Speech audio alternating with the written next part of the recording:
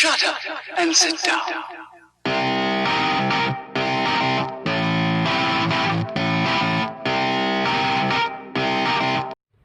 What's the story, Internet? Hope everyone's having a wonderful day. Here is part 2 of this weekend's football. As I mentioned in part 1, I'm going to start off with a little bit of a Europa League review. I'm not going to review all of the matches because there's just so many of them. I mean, there were a lot of Champions League matches, but there's a lot of Europa League matches. And then get into the important matches on Sunday and Monday, and then get into the Premier League matches. So let's carry on. I've got a couple written down here that stood out to me, and there's a couple of others that I'm just going to mention as well. So Granada 2, PSV Eindhoven 1. No disrespect to Granada, but PSV are the more veteran European team, so credit to them, well done. AZ Alkmaar 1, Napoli 0. Now that is quite a big result because Alkmaar are not generally the first team that comes to mind when you think of Dutch teams. So you think of Ajax, you think of PSV, but credit to them. They beat a really good Italian side, so credit to them on that one. AC Milan 3, Celtic 1, 2 European giants when it comes to the Champions League. Sounds like a great entertaining match. Surprisingly, Zlatan didn't score, but he looked integral to the AC Milan result. So just going through a few others, and please excuse the pronunciation, some of these teams aren't easy. Rangers beat Standard Liège 2-0. Sounds like there was a halfway goal in that match, so I need to check out that right there. Leverkusen beat Nice 6-2. That's quite a high scoring game. Arsenal beat Rapid Vienna 2-1 away, so a good result for Arsenal there. Benfica beating Lech Poznan 4-2. Roma beating Young Boys Basel 2-1. Lille beating Sparta Prague 4-1. Let's see, Villarreal versus Sivasspor. It's 5-3. Sounds like a very, very interesting match. Some action in that game right there. Braga beating AEK Athens 3-0. Spurs beating Lask 3-0. Leicester beating Zorya Luhansk 3-0. No more 3-0s. Dinamo Zagreb versus Feyenoord 0-0. And that's about as much as I'm going to get into today for that. So there's the Europa League. The big matches for Sunday and Monday. We have Lyon versus Monaco. Two relatively big sides in Ligue 1. Obviously PSG are always going to get the spotlight, but these two teams have had their day in the sun in recent years, so should be an interesting match. Interesting to see how Memphis Depay gets on. Also interesting to see how Monaco's new starlets get on. Obviously, they don't have the team they had a couple of years ago with the likes of Mbappe and Tony Marshall, but it should still be an interesting match. Aberdeen versus Celtic. Now, it's not the Old Firm derby, but still two of the bigger sides in Scotland. Aberdeen haven't been as prolific since Alex Ferguson left and came to Manchester United, but still two big sides in the Scottish game. So it'll be interesting to see how that goes. On Monday, we have AC Milan versus Roma. So big match there. Top of the table versus, I believe Roma's in third. So be interesting to see. Can Zlatan do it again? Can he just continue to prove that he's just a fine wine that just keeps on aging well?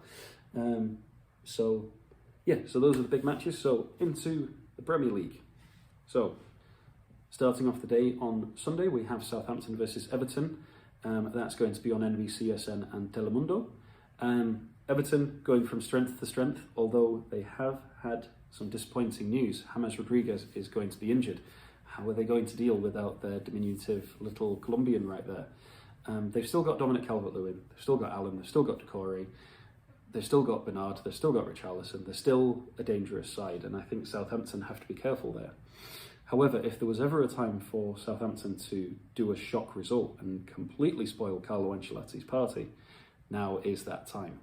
So, Everton have to be careful because they don't have James Rodriguez, but Southampton still have to be careful and not take them lightly.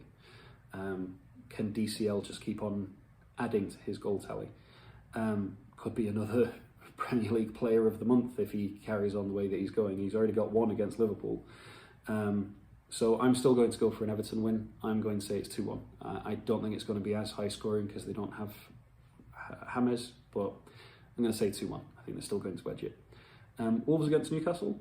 Newcastle will be wanting to come back from their defeat against Manchester United. Wolves have still yet to properly get going, the Portuguese national team. So it'll be interesting to see how they get on there. They're actually on NBC and Telemundo. While I'm talking about this, I'm just having a look at the results, just because I seem to have forgotten how Wolves got on last week. But yeah, I mean, it's going to be on the main channel, so it'll be interesting to see. They beat Leeds, so could be the start to kickstart their season, I suppose. But I think it's going to be a relatively close game. I'm going to say that Wolves edge it 2-1. No disrespect to Newcastle. I just think that Wolves, they really do need to kick on, especially the way that they've been going the last couple of seasons, and Nuno Espirito Santos have been doing really well. I think they're going to do it. So, Arsenal against Leicester. Relatively interesting match. Leicester had been performing well, but their last couple of matches have been quite disappointing. They did get that 3-0 win in Europa League, so that's good for them. Arsenal have been performing, even though they did lose last weekend to City. They performed admirably and had some very positive football. So I think Arsenal are going to edge this one.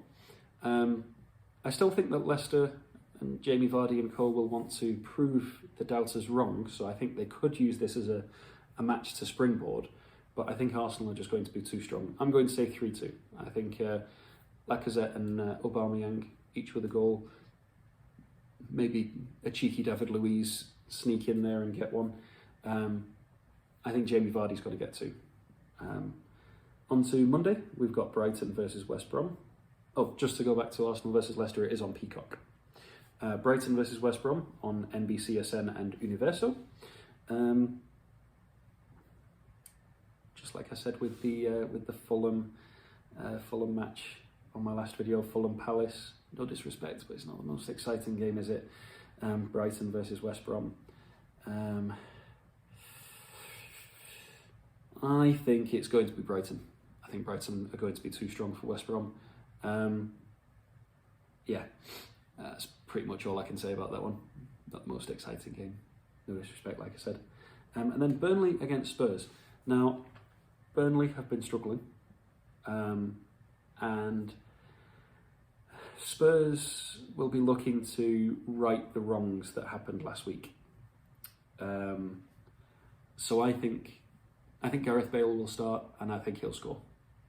I think Gareth Bale, Harry Kane and Heung-min Son are just going to be too powerful, especially for Burnley.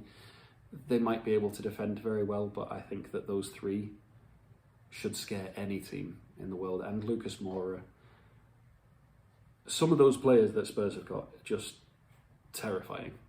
But can Spurs stop themselves from doing a Spurs? And can they actually pull it out of the bag? I'm going to say they can. I'm going to say it's going to be 3-1. So that'll be on Peacock on Monday. Next week we also have some Champions League matches and some more Europa League matches. The fun just never stops. So I will preview those in Sunday's videos. So that's all for today. I hope you enjoy the weekend's football. If your team's playing, I hope they win, unless it's Liverpool. I hope everyone has a wonderful weekend. I hope you're all staying safe, keeping out of trouble. And it's Ralph for now. Thank you very much.